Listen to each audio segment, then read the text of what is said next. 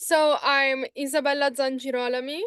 I'm a freshman at BU, and my talk is called How to Be Whole. Amazing. All right.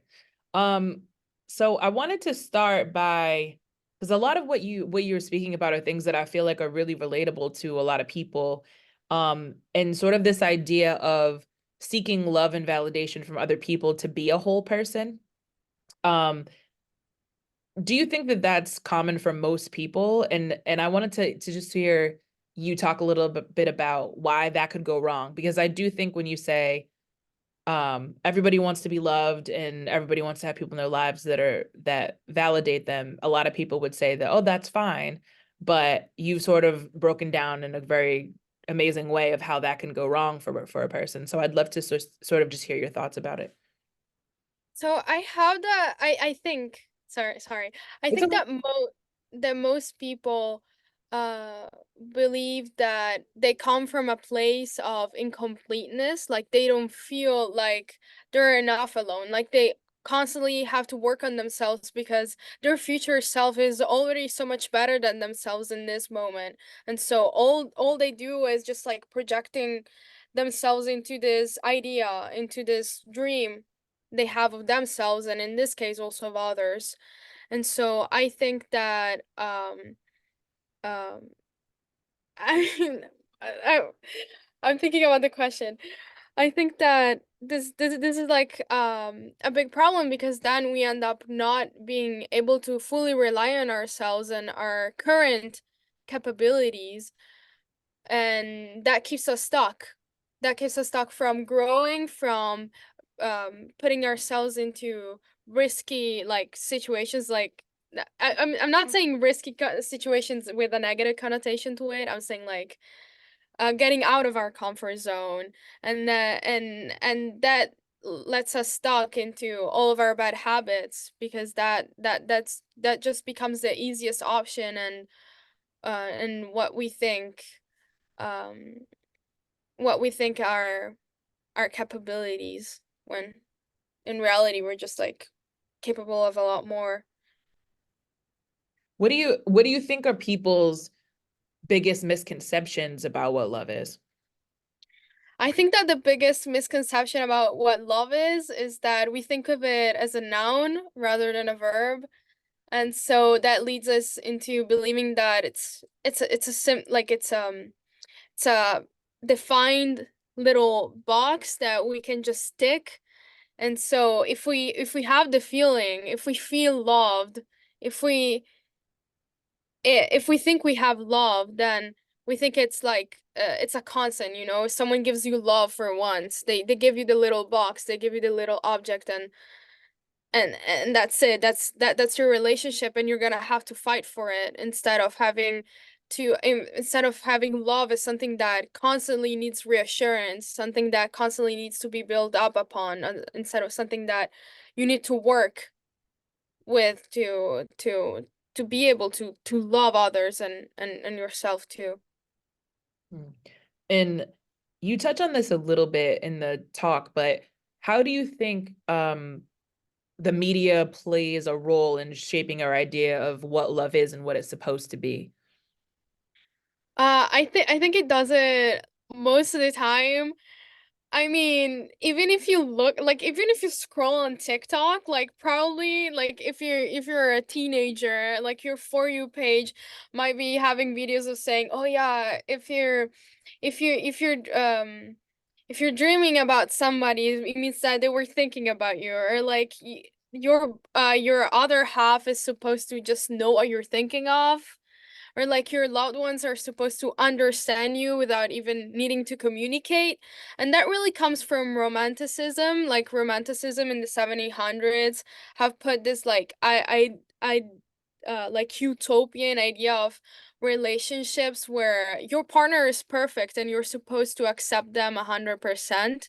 And so I think that that's also what the media is kind of still promoting, and that's also what Alain de Botton, the one of the philosophers I will be talking about, explains in a few of his books.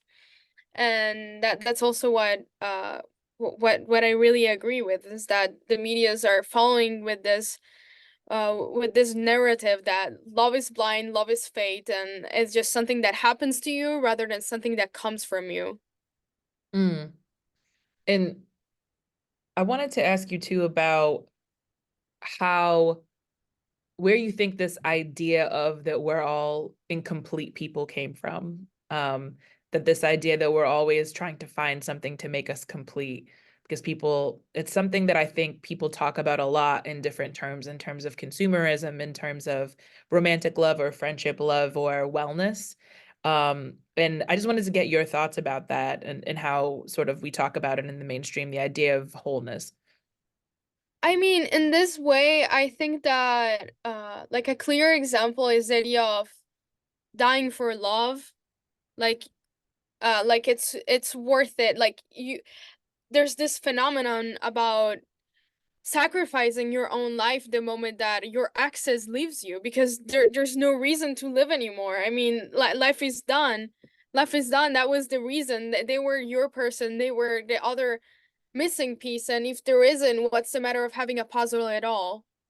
You're lacking the whole like a bunch of the puzzle. Like it will never give you satisfaction, and this is like uh one of the factors. And in terms of consumerism, I mean that for capitalism, this is a huge like this is a great narrative to have because you like you can buy your freedom. Like you can go on this dating apps and spend a bunch of money, and like maybe one day if you continue swiping you'll be able to find your perfect half. You'll be able to um uh to to feel happy with like with this person because I mean, what's the sense of just going to the library, going to a coffee store, like joining a class and talking to people if that's wasting your time from being whole? So it's like it's this whole thing about being in a rush. We're constantly in a rush for our relationships, for everything, instead of just like savoring even the moments where we're not necessarily loved or we don't feel love for ourselves. We always want to go into this hypothetical view, like into our idea, into our dream of ourselves instead of thinking about step by step. Yeah, if it makes sense what I'm saying. Tell me if like you're confused at any time. It does make sense, but if there's anything you want to, we're gonna edit this. So if there's anything you want to reiterate, you're free to, but I think you're good. So you tell me. Um, Okay. but I did want to just because I don't want to give I don't want you to give the whole talk away, but how do you want people to feel after they've heard your talk, or what do you want them to do when after they've heard it? Hmm. So this is a good question. I really want them to put them like question themselves and see and like and see where they have like and write down their weaknesses. Like where do you feel like you're lacking? Where do you feel shame about yourself? And if you can you talk about it to someone? Can you be more vulnerable? Like what's the thing that's holding you back from from being from being vulnerable with others? Like for example, in my talk I will be talking about some deep stuff about myself and my relationships, but like what can others gain that they could use to hurt me? Like, well, how would they matter? How would they matter if I'm the form of authority in my life? I'm my anchor in my life. I don't I'm the one that gives myself validation. If I don't seek it from others, like what is my vulnerability gonna do with others instead of just being a building block that others can add to by like relating to me and possibly growing together like in with our relationships. And also another thing that I really invite is to question their relationships. Like are you in a relationship like because you feel like you depend on this person, because you're like obsessed by this person? Are you in love with the idea or do you love the person?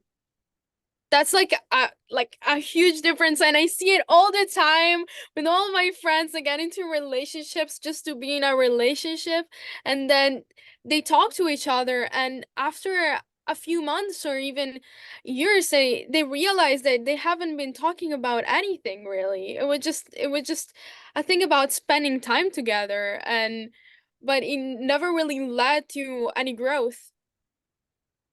And that's what I think that really damages people's perception of love, because then after they break, like after people break up, you might feel burnt out. You might feel like, I mean, if also if it was a toxic relationship, you might feel like you can trust others again to love again, because love is a bad thing. Love is something that makes you endure,